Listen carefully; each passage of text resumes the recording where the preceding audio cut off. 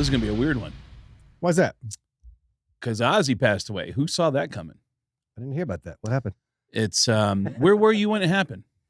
I got a text from, I don't even remember where I was, honestly, but I got started getting random texts. And it's one of those things that as soon as you hear about it, you're like, all right, let me Google real fast. And I would think I went right to Wikipedia and I had the passing date on there. And I was like, oh my God. Whoa. Yeah. 17 days. Some after asshole is always quick to jump on Wikipedia. Oh yeah. And because anyone can add the first. Put their timestamp on it. Yeah. But yeah, I was I was contemplating going to the gym. I was running behind a little bit and didn't really want to go. But then when I got that, I was like, you know what? I'm not going today. It took the wind out of my sails quite a bit. And I was just like, I feel rushed right now. I'm going to take a pause and just went back on the back porch, had a little cigar, just contemplated the whole thing. Ozzy's been around for my entire life. There has been no life without Ozzy up until, he passed just recently, whether it was Black Sabbath, whether it was his solo stuff. Got to meet him way back on the No More Tours tour. 92 probably, for No More Tears, when he was talking about not touring again. Met him way back then, which I was trying desperately to find that picture. I've got it at the house somewhere. Maybe that's a potential Chris is pissed right there, mad at my own lack of organization. But I want to go back to when you heard about it, you didn't believe it. Did not believe it at first. I was like, he was just 17 days ago playing that massive show. Dude, I was in the middle of a podcast with Don Jameson and this guy who is, we met him in Nashville. Yeah, this dude has a podcast. He's Brian Slagle's producer. And he has a show called Who Are These Who Are These Broadcasters? Yeah, Who Are These Broadcasters? Top right. So Don and I are doing this thing, and we're talking about Ozzy, and a super chat comes up and says Ozzy died. I don't believe it. You can see on my face, I just go, yeah. And then Don starts to say, yeah, man, I wanted to say something about that, blah, blah, blah. Oh, yeah. And then you can see me in the corner. Go ahead and push play on this. I didn't believe it. I had to go look at my phone. And whatever we're talking about here. Is that right when you got the news? The dying laughing right there? Let's finish up with these. I love when people edit shit to look like you're an asshole for Grand that. Rapids Griffins for 17 years. Thanks for spending all that money, JFK Head Chunk. So all these super chats are coming up for this show. JFK Head Chunk. What a great name. We're a big fan of his. Chad's missing upper and then lip. one of the super chats Another is Ozzy died. They love me, guys. And we just got done talking about Ozzy. What we're trying to say. And look, he's trying to stir stuff up, and shame on you for this. Just about to break this news. Whoa. Ozzy Osbourne apparently has passed away as we've been speaking. Look at my face. Is that, see, and I figured, I'm like, what? All the people to I go to my phone. Like, Chad's missing upper lip. You had texted me. 3 other people texted me, and I was like, damn, guys, it's going to be a busy day. Now I'm looking at my phone. Now look at my face. I go to TMZ and, with friends and holy shit! What I'm just going off the top of my head. Yeah. But what an unbelievable way to go out. Absolutely. Like I have no sadness whatsoever up Ozzy, because Craig's tearing up right there, hiding his eyes. What he wanted that last time, and he held on long enough to do it. He kicked ass. I heard you go. And that was it. He's no reason to hold on anymore. My God, what a way to go out. All right, that's enough. I want to show you that. But dude, that is like the greatest fireworks finale of all time. He got to see his own funeral. Yeah. Anthrax, Slayer, Alice in Chains, Guns N' Roses, Metallica, Ozzy, Sabbath, and then his soul just was released like a shooting star across the universe. I cannot believe it went out like that. Like that sequence of events happened like that. I've always the showman, even up until the very end. The show must go on. Holding on for that damn long, because Ozzy had to cancel several tours over those years. Oh yeah, got himself up to be able to do that show. Dude, he announced several tours that just got canceled. Yeah. Announced it again, got canceled. Announced it again, and got canceled. Yeah, and what a celebration of life that he got to be part of and got to see. Not laying there in the casket hearing all the stuff that people will say about you once you pass away, but all the praise, all of the affirmation, all of that being able to be heard before you exit this life. That is incredible. Which is funny because people always say after someone passes, everybody talks about how beautiful a person they was and why they love that person. And there's always people that say, why don't we say this to them while they're alive? Yeah. Why don't we give them those tributes while they're alive? And he actually got to do it that whole night and be surrounded by love and then watch his daughter get engaged in front of him. And I mean, that might've been what killed him. Yeah. But man, it was so hard for me to wrap my brain around. You just have to look at that sequence of events and how that all went down. And I cannot believe it went down that way. Somebody who I want to join us, who's been talking about Ozzy I've known this guy. I talked to him.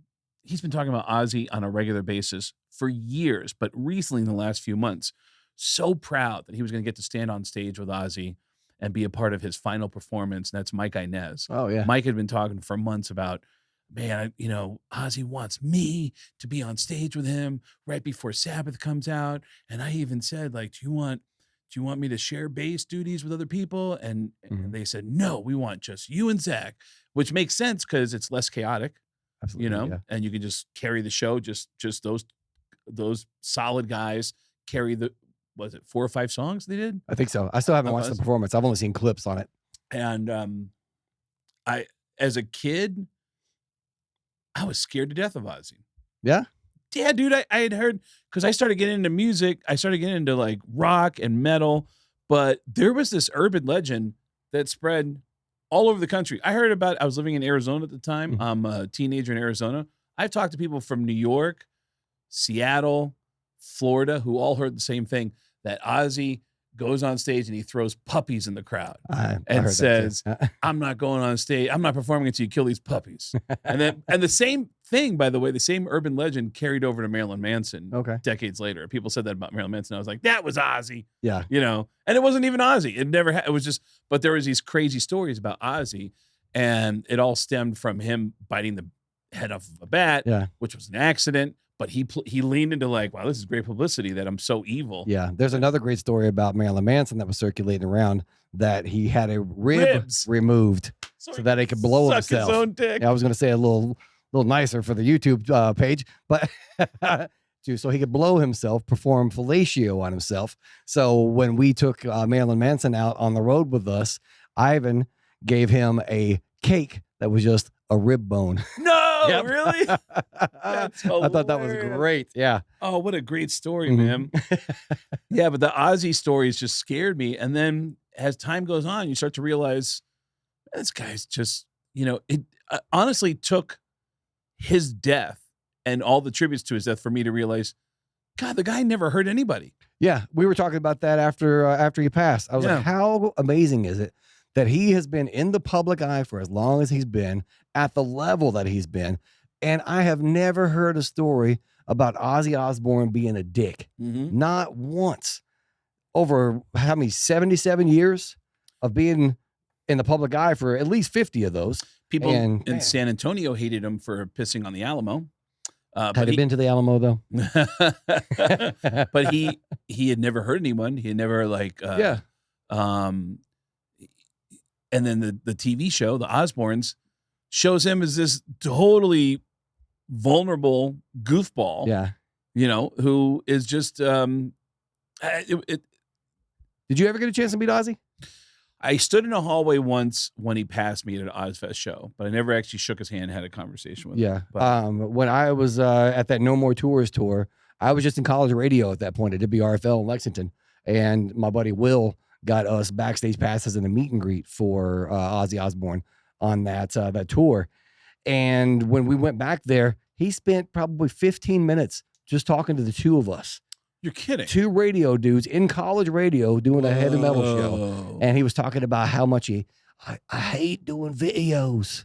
You go in there and you sit around all day and they call you to set.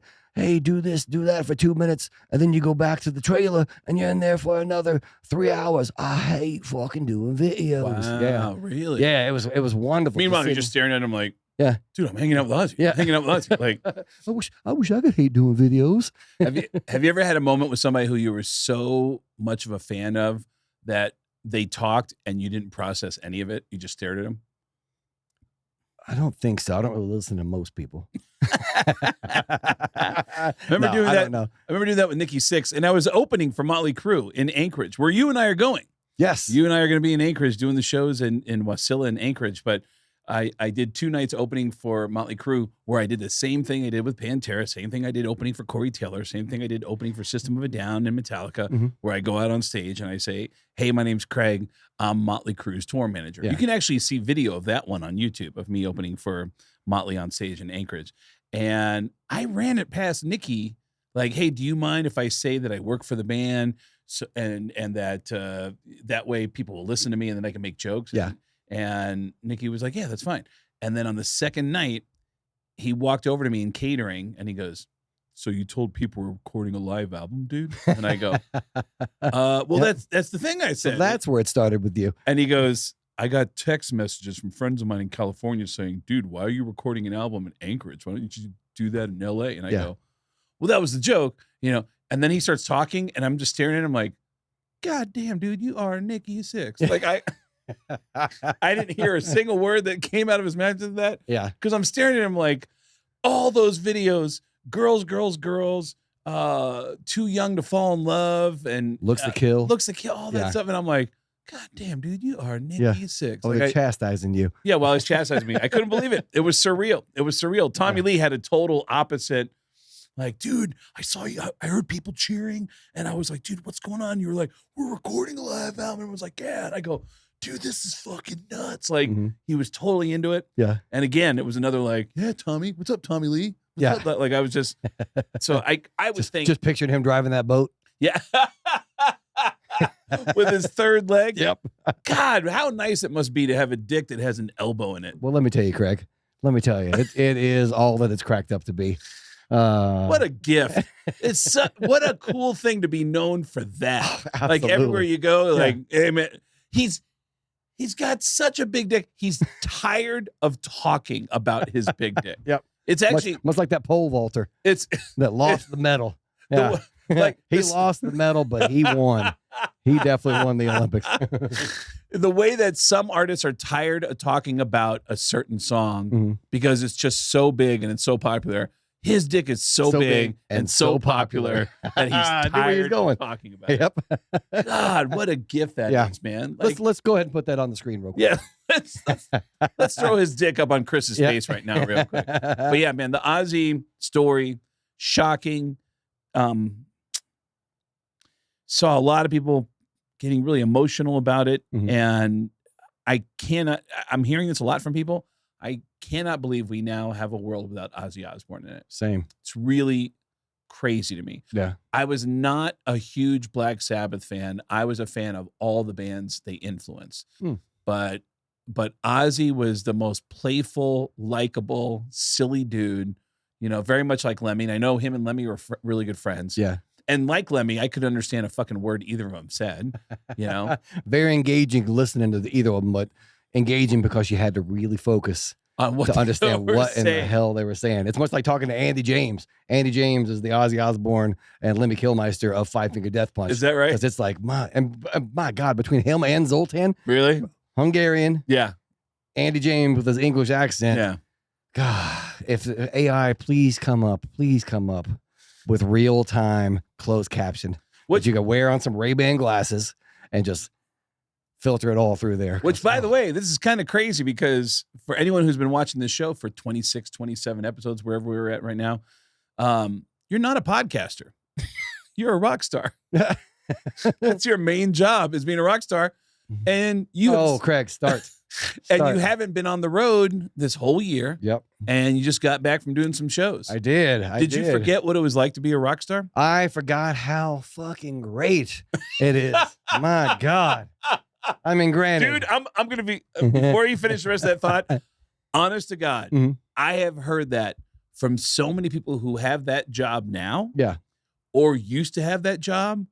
I know so many people who've told me who used to have that job, dude, you have no idea. Exactly. It is the coolest thing in the world. It really is. Rockstar. Yeah. I mean, my God, you know, as much as I appreciate you booking these comedy tours that we've been doing and whatnot, I definitely have an appreciation for Five Finger Death Punch and the travel arrangements on. And this wasn't a tour. This is just like you ran out, did a few dates. Yeah. We flew from Vegas to St. Louis. We staged in St. Louis, stayed at a hotel there, which I have some footage there. Which, let me just back up for a little bit. When he says stage, this is the crazy thing. Chris sends me a video of himself in a nice hotel in St. Louis. This is the one I have right here. Okay. Yeah. And I go, oh man, dude, St. Louis. I start telling you about places you can go. But Craig back out here on the road. Back here playing music again. And that's a lot bigger than my rooms that I stay in. Just watching you walk across the room, it's like, I can't walk across my hotel room. Woo. I have missed being on the road. The arch in the background. Oh.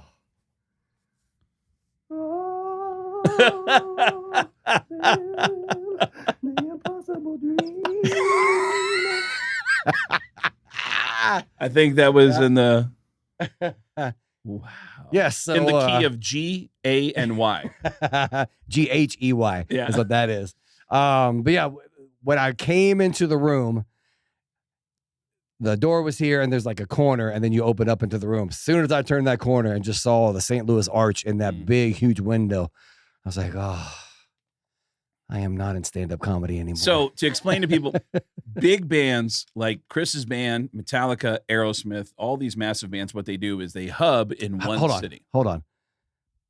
That is crazy that the band that I'm in legitimately mentioned among those other. Oh, this life is crazy. Large bands will stay in one town and stay there for like a week and a half, 2 weeks, and then fly to all the cities within a few hundred miles. And then after each one of those gigs, fly right back so they can stay in the same hotel room for a week, week and a half, 2 weeks. So a band will stay in New York while they do, and then fly out to do the show in Philly and come back, fly out to do the show in Syracuse, come back, fly out to Boston, come back, Providence, come back, Buffalo, come back, whatever, so they can stay in the same hotel room. But what's funny about St. Louis, you weren't even playing in St. Louis. Yeah, exactly. So you guys just stayed in St. Louis while you did shows in nearby. Yeah, in it was Ohio, either going to be St. Louis or Chicago is where we're thinking about staging out of. And for some reason, we went into St. Louis. And I walked around St. Louis that first day, got several steps, walked around, caught the arch. And that was about it. That was about it in St. Louis. Yeah, downtown St. Louis doesn't have a lot going on. No, there was a little creepy. There was a great restaurant there at the hotel that we were at, had a nice balcony. Lots of bonding time. I haven't seen many of the guys over the break. So being able to just come down, have breakfast, have lunch, and just chill and hang out, that was a lot of fun. A lot of good bonding time. And then you fly to do these gigs in front of tens of thousands of people. Yeah, the first show was Hogfest, which was us. I'm saying that because we're going to be performing in front of 10 people in Anchorage. So I appreciate you. You better get on those radio stations up there and start selling, boy. So anyways. I got an attitude now. You saw what I'm playing in front of. Yeah. So Hogfest, you're going to be playing in front of 10 people. Said, we're sorry. Chris Kale had to cancel because he got full of himself again. So Hogfest was the first show? Hogfest was the first show. It was us, Marilyn Manson, and The Funeral Portrait, which is the tour that we had last year that we went out. By the way, without getting into detail about it, did you have a conversation with Marilyn Manson? No, I did not. I never ran into him. Okay. I ran into him briefly as he was going on stage. So Marilyn Manson, I know that you are an avid watcher and listener of this podcast. I'm full of shit. I don't know if you watch this podcast at all. You're Marilyn Manson. You probably got some other stuff going on. But I would love to have you on the podcast and just talk about all the things that we tend to talk about on this. And so if you're out there somewhere or probably Reba or I could swear or Piggy D maybe watches. We are performing, I think, the same night as Marilyn Manson in Cincinnati.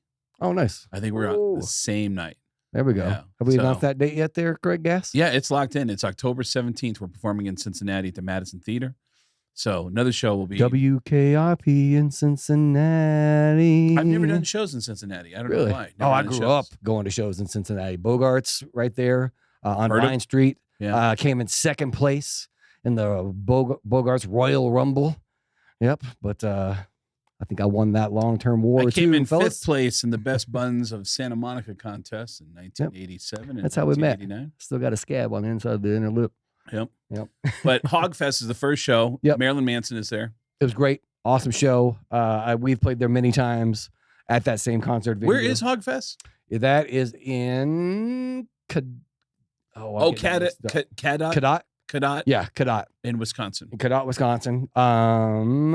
Lots of other bands on there. Got to see Yellow Wolf was there. I forgot the Mushroom Head was on the bill. Okay. They come walking by, and I didn't recognize them at first. I was like, "Oh God, here's another band wearing masks." And then I saw the logo on the arm. I was like, "Oh, that's Mushroom Head. I ain't seen them in forever." So I was super excited to see them once I realized it was them. No shit. And yeah, it was a fun show. Got to see Yellow Wolf. They were playing some kind of frisbee game, and he threw it up on top of the dressing room. So he had to get a crane to lift him up to go up there to get the frisbee and then come back down. So that was fun. Wow. Yeah, Really? me, I've been like, fuck that thing. So you go out to Hogfest. Guess we need to get a new one. You fly up to Cadott, Wisconsin, fly back to your hotel in St. Louis. Yep. And then do you have days off in between every show? Not on that one. We had a show Thursday at Hogfest. Friday was Rockfest in Wisconsin.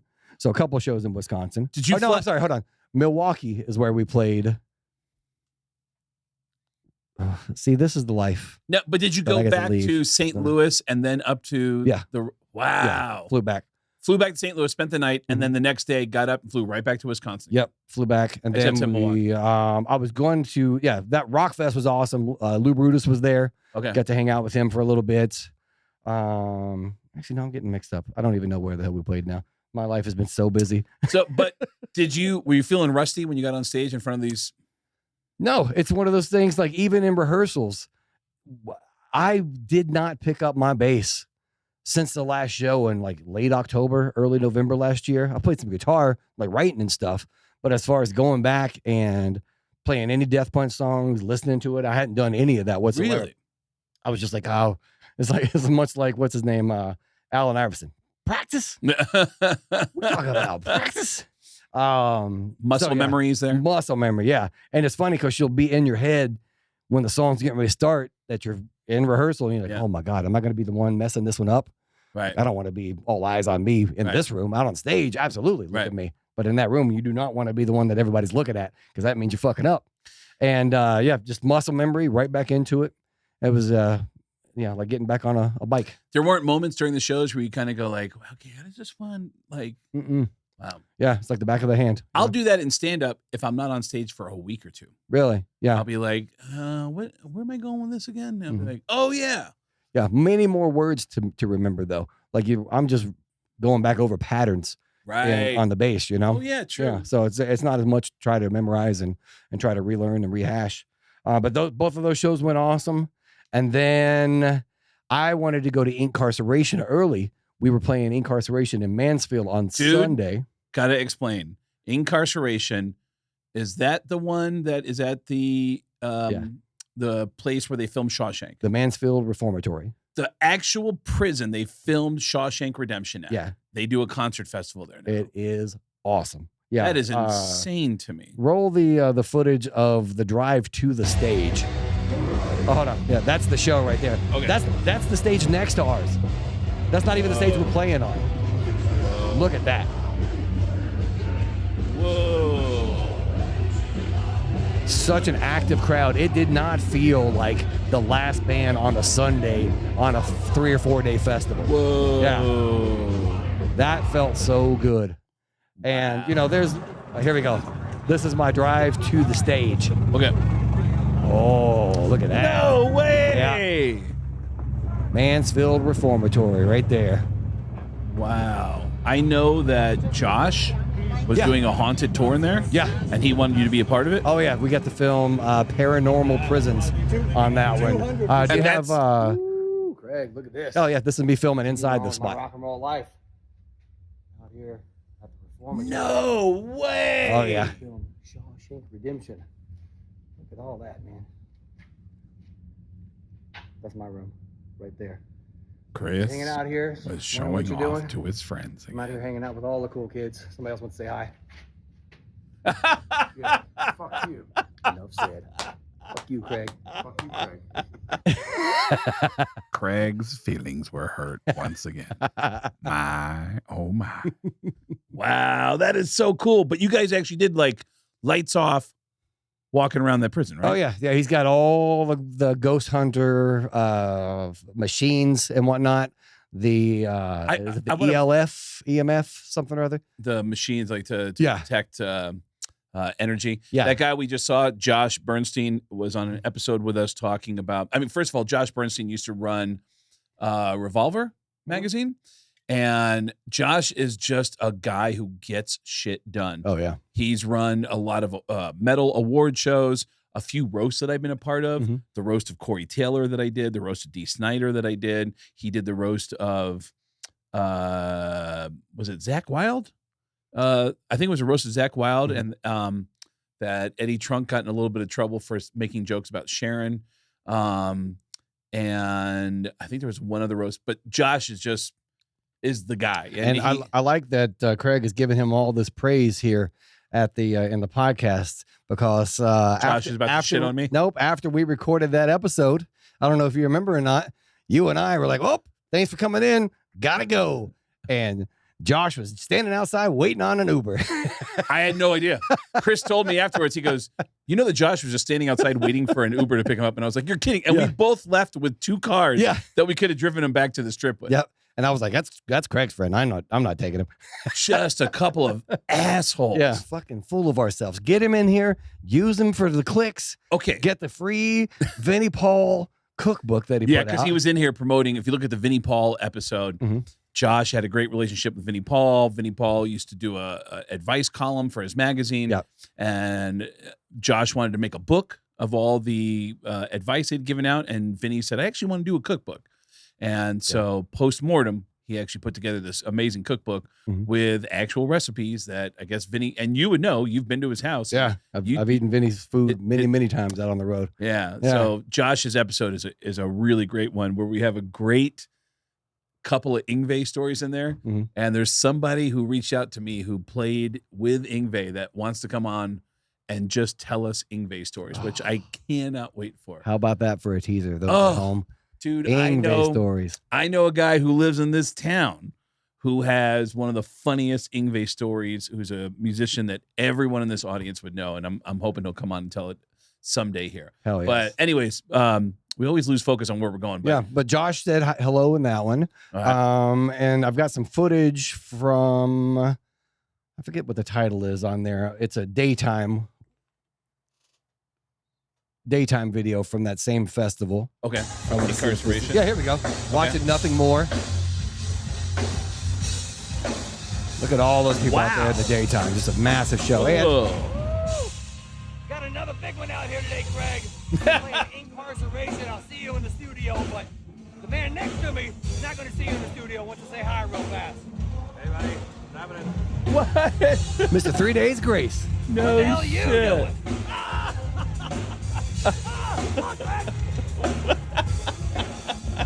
Life's good, man. I'll see you in the studio soon. We'll be doing open mics next week. Let's go. Craig's friend Chris was an asshole. Wow. Yeah. Damn, dude. During the day, that is a massive crowd out there. Dude, they were lined up all day long out there. The weather was perfect that day. What they had some rain city the next is that day. near to Inkcarceration? I know it's Mansfield. An hour outside of Columbus. Okay. Yeah. I actually wanted to go the day before to Inkcarceration because it was Slipknot, Marilyn Manson, Slaughter to Prevail. They were all playing. So rather than fly back to St. Louis, I hopped on the crew bus, drove from, where did we put the day before? Wisconsin, Rockfest in Wisconsin, drove from there to Columbus, which is a 12-hour drive on the bus. Didn't realize it was a 12-hour ride on the bus. So we show up at like 4 o'clock in the afternoon in Columbus, still an hour away from Mansfield. So I sat on that bus and my body was just hurting from playing the show. old muscles being reactive that I hadn't used them forever. Jesus, it sucked. It sucked for me. And 12 hours on the bus, I get to Columbus, realize I'm still an hour away, and I'm like, I'm not doing nothing. The hell with this. So yeah, I missed Slipknot, I missed Marilyn Manson, Slaughter to Prevail, and all those guys the day before. But it also rained a torrential downpour that Saturday night. So not a complete loss. Any memories that came back from being on stage again, being around crews like that you had forgotten about? That you're like, oh yeah, I forgot about this. My new tech actually worked with Limp Bizkit. You were telling me that. Yeah, and he has been amazing. Like I was a little mad that I lost my last tech. I can't be mad, but he's having a baby. Actually, just had a baby a couple weeks ago. Congratulations to you, Ryan. But Chris was mad. Well, because he's an asshole. I'm an artist, damn it. I want my guy. Yeah. Chris wanted his tech to kill his baby and come back to Shawshank to tour with him again. I mean, I've been doing it for years. Step up, son. No, so he had a baby. And I was having this new guy come in, and I love Ryan to death. Ryan has been great for me. Really developed my sound during a break. Got a whole bunch of new equipment that I had, really had it all dialed in. And then I'm like, I got to train a new guy. I got to learn this dude's personality now for 5 shows. Got to have this guy running my bass packages and my vest packages. Like, I got to explain all this stuff again. And he was great. It was absolutely wonderful. Wow. Yeah. His personality is awesome. His name is Shotwell. So shout out to you at home there, Mr. Shotwell. And he personality-wise, just awesome. And he was so pleasant and warm and welcoming and engaging. It was a nice, smooth transition. And I believe that Shotty is going to be with me for the long haul now. Really? Yeah. He wonderful. was Sam Space Tech. Yeah, exactly. From Limp Bizkit. Yeah. Wow. So that was awesome. Did he give you any Limp Bizkit stories? No, we didn't really. I was too busy flying private, Craig, that I didn't really get to hang out and talk to the help. I always love when guys who work for artists for a long time have stories about them. I remember meeting a bus driver once who he said, I've driven for Guns N' Roses, I've driven for Metallica, I've driven buses for blah, blah. He's naming all these massive artists. And my buddy goes, who got the most chicks? And he goes, not even close. Pauly Shore. And we go, what? I said, Pauly Shore got more women.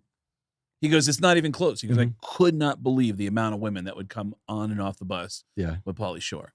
And that always stuck with me because it's just a crazy, crazy thing to hear. Which, as a single dude now, that's why I went into comedy. Yeah. Not really working all that well for me, honestly, in that regard. There was something you were saying about hellos. Was it the hellos that you recorded for me? Yeah. Is that? Yeah. I wanted to make sure that you saw the asshole hellos that you made for me. Yeah. Yeah. It's not that, Craig. I missed you. And I wanted to include you in my experience there. I'm because glad we have talked on this show about the vast difference in your experience on the road and my experience on the road. And I wanted to show you just how wonderful it is being Chris Cale from Five Finger Death Punch out on the road. Here's another example. This is from Rockfest.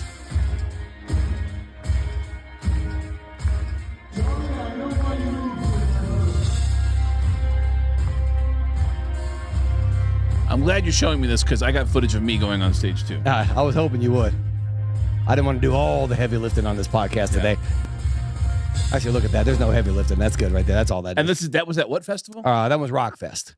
Yeah. I want to use the other live video that's on there. It's got a bunch of lights in the background. Yeah.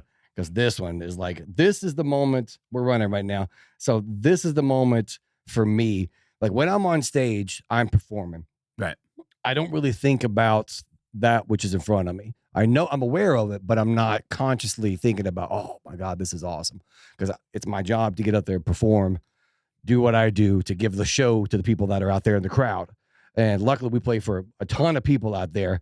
And during the bleeding, Ivan will often have people throw their lighters and cell phones up in the air. Okay. And my bass part doesn't start. And there's a guitar part that starts, and it gives me a second to just look out and really focus and just be like, oh my God, this is my life right here. All those people out there. And this footage right here is from the bleeding at Inkcarceration in Mansfield, Ohio. Okay. And yeah, this is Jesus Christ. yeah. I mean, you get it. You're on stage, you know. I absolutely fucking adore you. From us to all of you, thank you again. And this is the bleeding. So that's the moment. I've done an hour and a half of playing, an hour and 24 minutes essentially at that point. Look at that. They're singing the guitar line out there. Look at that dread I have to throw over my shoulder to keep it out of my bass. That is insane. Yeah. So how were your shows, Craig? I performed at the comic strip in New York City. This is the comic strip. This is Thomas Van Horn introducing me on stage. This is sold out. This is sold out. Look at that whole crowd. Boom. Look at that. Look at those bodies. That is so I get it, Chris. I get it. Look at the lights. Look at the lights. I can see it. Yeah. Now let's go to your lights again. Let's see. Chris in front of all the lights of the people in the crowd at Inkcarceration. And it's the same thing. This is the exact same thing. Yeah. We have the same life. We have as many people on our crew as you do in that crowd at the comic strip. What is this, like 50,000? It's so big, I don't even know, Craig. 60,000? Yeah. Okay, that crowd is so big. Back to my crowd. That crowd is so big, it's got an elbow in Chris, it. we're doing the same thing. This is 50, 60 people. It's the same thing. Yeah. 50, 60 people. You got 50, 60,000. Yeah. It's the same thing. Look how happy people are. And look at the lights. Look at the lights. Back to Chris. Hold on real quick. I'm checking out the drink specials over there. Pina coladas. Oh, man. Back to a Chris Corona Rita. You mean a Corona that's added to a margarita? It's the same thing, man. It's the same thing. I absolutely fucking adore you. All right. See, and that's why we have the crowds that we do, Craig. Ivan Moody absolutely fucking adores that crowd. I didn't hear you acknowledge the crowd at all. You were just filming, making animals out of those people out there. We let them know, hey, thank you guys for coming out. You guys, here's the drink specials. Here's the Corona Rita. But yes, basically the legit question. Yeah. Do you remember doing a gig with Five Finger Death Punch where you got nervous, like, God, this crowd, holy shit? The very first show that I played was at Boonstock up in Canada. The very first show that I ever played with Five Finger Death Punch. And I remember being in the dressing room, and I wasn't nervous the whole time because I'd rehearsed, I'd practiced. I was going to make sure I got out there and crushed it. Yep. Make sure that my side of the street was good. I'd done my job, and I was there to perform. Yep. And about an hour before, I started overthinking everything, and I was like, "Which chorus is that? How does that chorus go? I don't know." And I remember Ivan came into the dressing room. He's like, "Kale, if you don't know it by now, you don't fucking know it." Really? Yeah. Oh, that's hilarious. Yeah. And I did great at that show until the very end. I'm just shredding, doing everything. Just go up there. This is my time on stage. This is my debut with Five Finger Death Punch at Boonstock up in Canada. Big festival. I was still working at the Cosmopolitan behind the bar, flying out, doing shows on the weekend with Five Finger Death Punch, and then going back to work behind the bar again because I didn't want to lose that job at the Cosmopolitan just in case I fucked up the main gig with Death Punch at that point. So I'm up on stage. Got past all the nerves. I've played all the songs. I have one bass change at the very end going into the bleeding. My tech hands me the bass in the wrong fucking tuning. Really? Oh. So I was trying to figure out the math. Like, what is this even tuned to? Trying to bend notes, trying to get into it. And you just see the other guys just like, what is happening over there? And so I got back. I was so super nervous. Like, oh my God, I'm getting fired. I'm getting fired. After one gig? Yeah. Because I mean, it was that bad at the very end. I'm crushing. And then here's our walk-off song. Wow. The Bleeding, the song that everybody has been got to go out for. on a big bang. That's and I went same out as on comedy. a sour note. Much like the Corona Rita available at wherever the fuck Craig was playing. It's your the whiskey same sour, thing, dude. Yeah. It's the same thing. Yeah. We're pretty much living the same lives. Yeah. I'm shocked that you're actually coming on the road and doing stand up with me. I mean, the feedback we've been getting. There's still time, Craig. The feedback we've been getting has been amazing. Yeah. Honestly, I'm super excited about it too. A lot of people have asked, like, that's why are you going? Mainly comedians. Yeah. Like, what are you thinking? Oh yeah. Why? What is wrong with you? What is wrong within you that you want to put yourself into that? Again, I love it. I love the growth. I love getting outside of my comfort zone, being uncomfortable, learning how to become comfortable in there, and just exercising new ways of being creative and proving that I really can do everything, Craig. I saw someone Didn't even listen. He was ready for his next thing. I saw Tommy Lee. I'm sorry. I'm Nikki Sixx in this.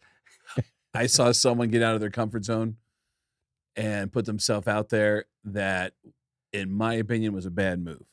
Billy Joel put out a documentary on HBO. We were talking about this in the car. I have not yet seen this, but listening to you talk about it in the car, let's sell this thing, Craig, because I want to hear about this. In my opinion, Billy Joel is the greatest artist who ever lived.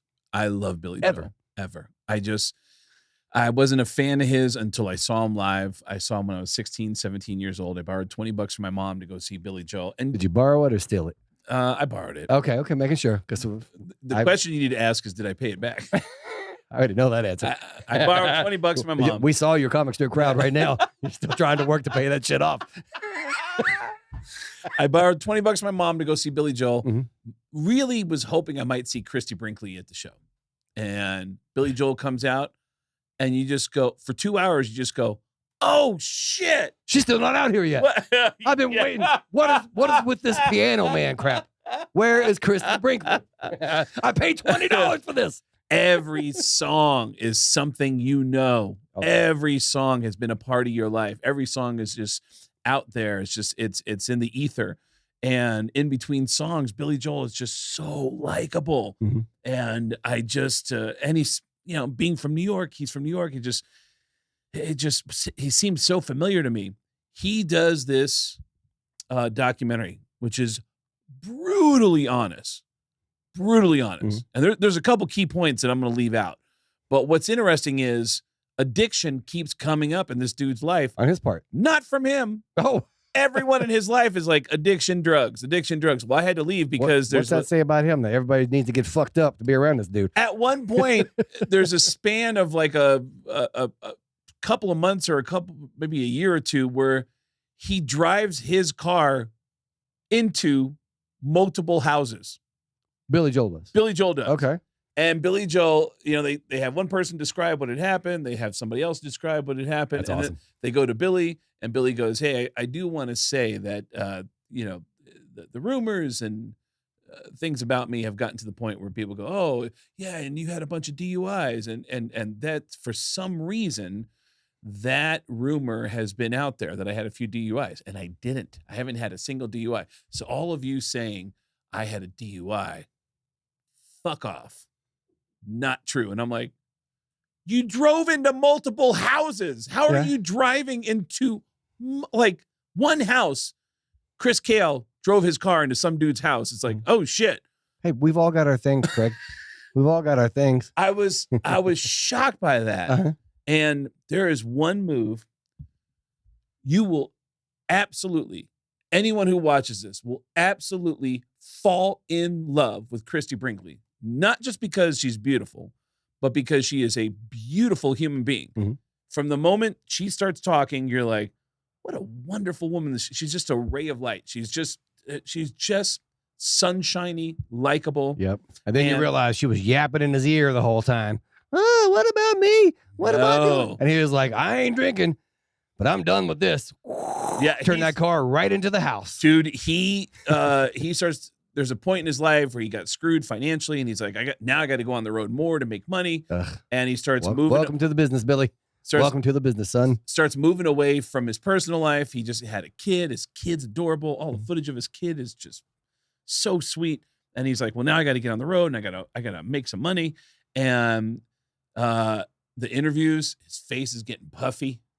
He's getting a bloat, like an alcoholic bloat. And then Christy Brinkley says, drugs, alcohol, drugs, alcohol, drugs, alcohol. And then at some point, she said, I was scared of him. He would get ugly when he drank, and I would pretend to be. That's quite the feat for Billy Joel. Have you seen the man? Yeah. And she said, there was one night where I just said, listen, you're scaring me. You're scaring the kid, and I'm going to leave. And he looks at her and goes, all right, bye. That's an addict. Yeah. That is an addict. So did he drive drunk into those houses or no? Oh, come on, dude. So hold on. You telling me this addict was a liar? Oh, and dude, at some point in the documentary, I think I vaguely remember this. They did a co-headlining tour, Elton John, Billy Joel. Yeah. And Elton, in the press, was asked about, do you talk about recovery at all? Because you're famously in recovery. And he starts talking about Billy Joel, and he says the version of sobriety that Billy Joel has is how does he describe it? He basically says, like, that's not real sobriety. And he calls out Billy Joel and says he needs real help. He needs real help, not like this Hollywood help that he's getting. And it upset Billy. But at no point anywhere in this documentary does he ever say he got help. But everyone in his life that was close to him talks about his addiction and alcohol problems, which, by the way, when you say alcohol and addiction problems, nobody is saying what the addiction is. Okay. So I don't know if is that revealed in the show at all?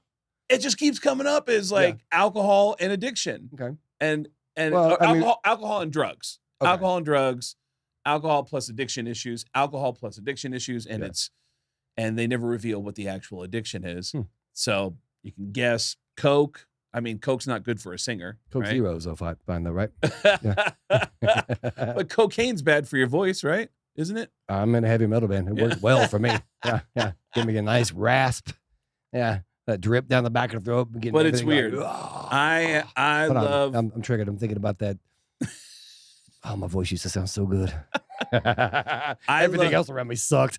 But I love all kinds of music, but I always, like Beastie Boys, System of a Down, Slayer, like Captain and Tennille.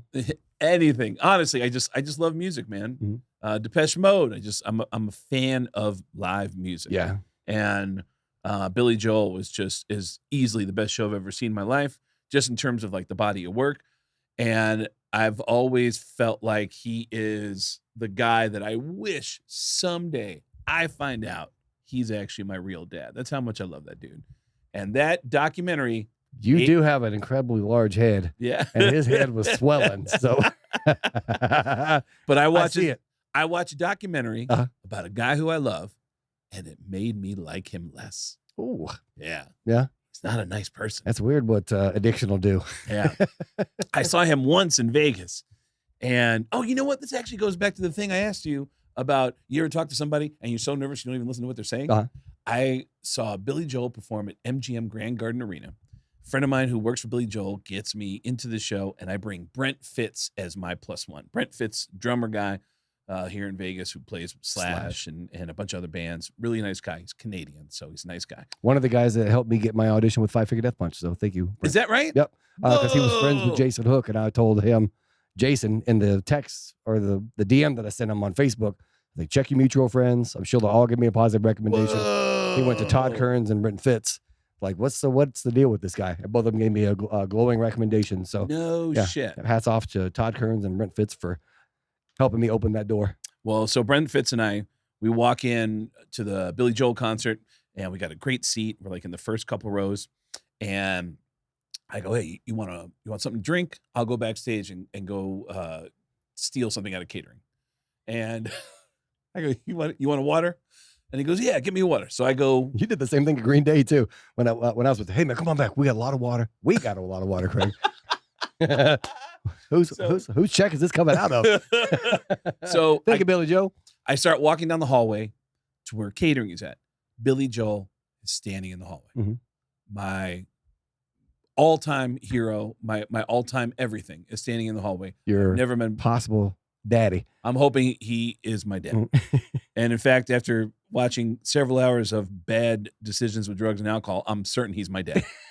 And so I'm walking down the hallway.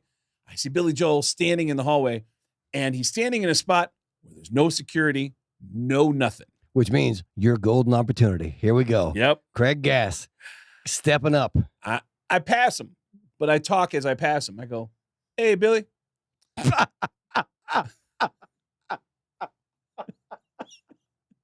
I love how much just that tickled Chris. Was that too casual, guy, for you? Why did that make you laugh so hard? Hey, Billy.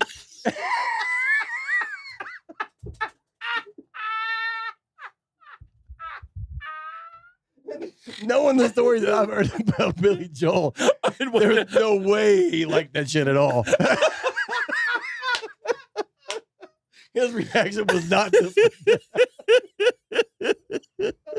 Hey, Billy. Hey, fuck Billy. You. Hey, Billy. Hey, security.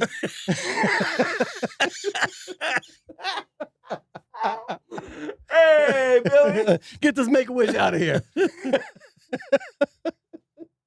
Oh my God.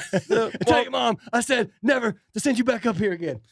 I walk past him and I go, "Hey, Billy." I go, "My name is Craig. I'm a stand-up comedian." Hey, Billy.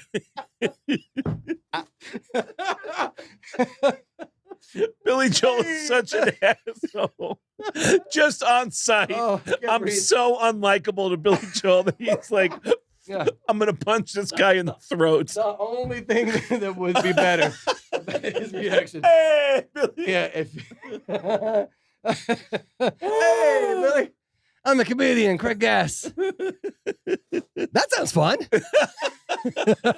A Weird Al Yankovic callback. Look for the Weird Al episode for that explanation.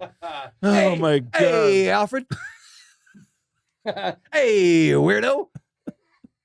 Hey. In a place that you're not supposed to be. Yep. Where he just happens to find himself. Yep. No security. Yep. Absolutely. This guy who's been dreaming about Billy Joel being his dad addresses his dad. Hey, Billy. Wouldn't it be great if he just shit all over me in that moment? Hey, Billy. Hey, fat. So he did know you then. Oh my God. Oh my God. Yep, and my friends, I think that's the end of this episode. Well, I haven't even finished the story. I haven't even finished the story. No, the punchline, Greg. That's the goal. There's no way this gets better than that. I walk past Billy and I go, "Hey, man, my name's Craig. I'm a stand-up." Hey, Craig. I go, "My name's Craig. I'm a stand-up comedian, and I always want to know who's the guy that left to do the stand-up routine in LA." And he goes, "Oh, it's a friend of mine. His name's blah, blah, blah." And I go, "Oh, cool." And I keep going past him. I go into catering, grab 2 bottles of water. I walk out and I go, "Brent, Billy Joel was standing in the hallway. I just talked to him." And he goes, "You did?" And I go, "Yeah, I just saw him." He goes, "What'd you talk to him about?" I go, "I asked him who the guy was that left to do a stand-up routine in LA that he sings about in the song Piano Man." And he goes, "Who was it?" And I go, "I don't know. I didn't pay attention." I got so excited that I met him. I was like, whatever came out of his mouth, I was like, "I'm fucking talking to Billy Joel." And I just walked and stole his waters and then went back out in the crowd. Hey, Billy. I can see you doing it too. Hey, Billy. Oh my God. Hey, loser. Oh. Hey, Billy. He goes, "My boy."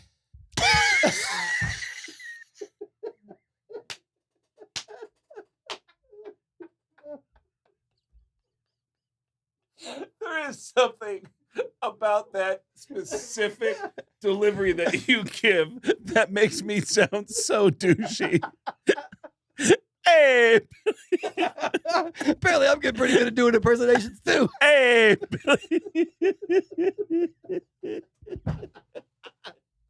Oh, well, I think we found our clip from this show. This reminds me of the Bert Kreischer. This reminds me of the Two Bears, One Cave where they're talking about Kool-Aid.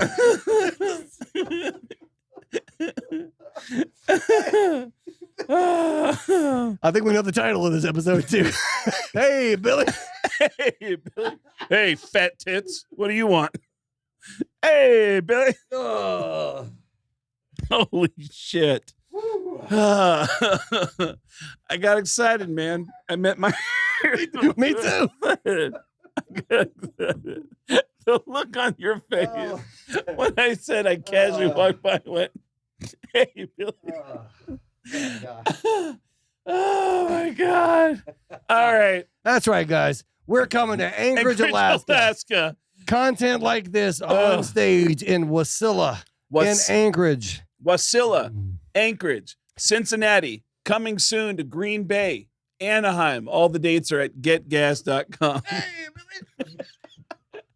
Getgas with 2 S's.com for all the tour dates. And we'll be back next week with more Beardo and Weirdo. Getgas.com or chriskale.com. What's the matter when you call me Billy? Can't you see that quick's out of touch? Don't sue me, Billy. We'll see you next week.